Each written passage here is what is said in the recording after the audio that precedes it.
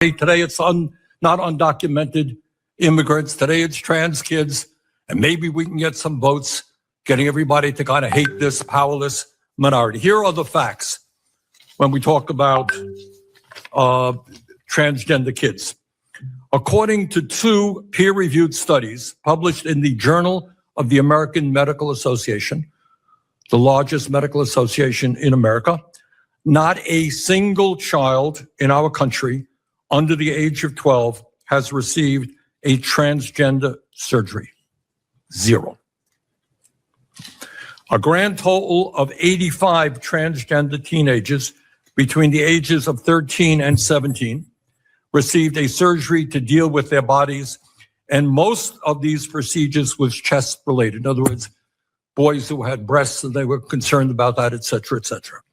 Less than 1% of teenagers in America received medications for gender dysphoria, and none of these medications went to a child 12 years of age or younger.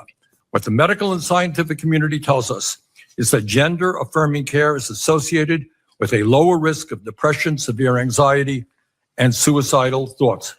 Bottom line, gender-affirming care for youth should be between a doctor, a patient, and their parents, not politicians and the federal government.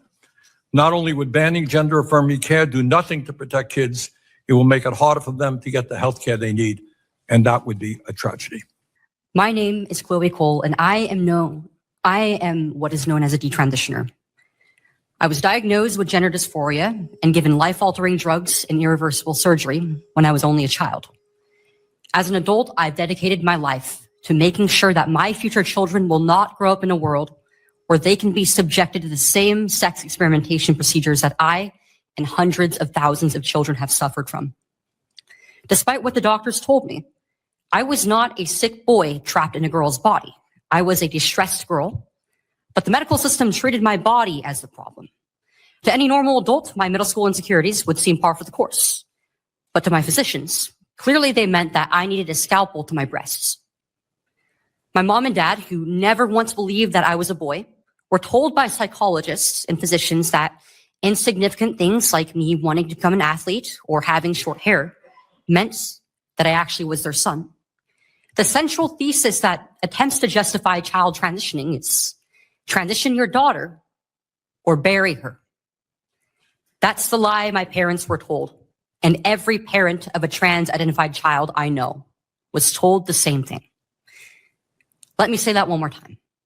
The entire premise of transgenderism is that I will take my own life if I don't transition. Yet here I am today. What they were told was that trying to change my sex would destroy my mental health, or more importantly, that we had another much healthier option, saying no to all of this and encouraging me to truly accept myself.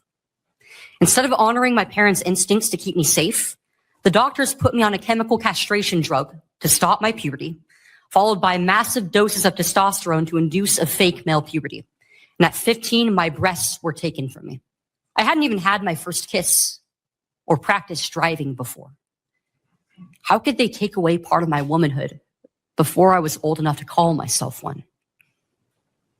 When I detransitioned, the transgender cult responded by harassing me and my family, even stalking my grandmother, and it escalated into violence. Just a few weeks ago, I had hundreds of activists calling for me to be murdered.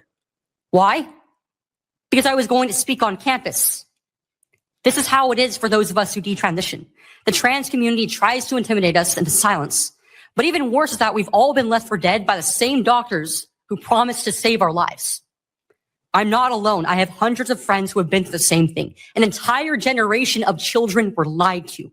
There is no such thing as a child being born in the wrong body, but there are physicians and medical bodies who prey on the confusion of perfectly healthy young boys and girls.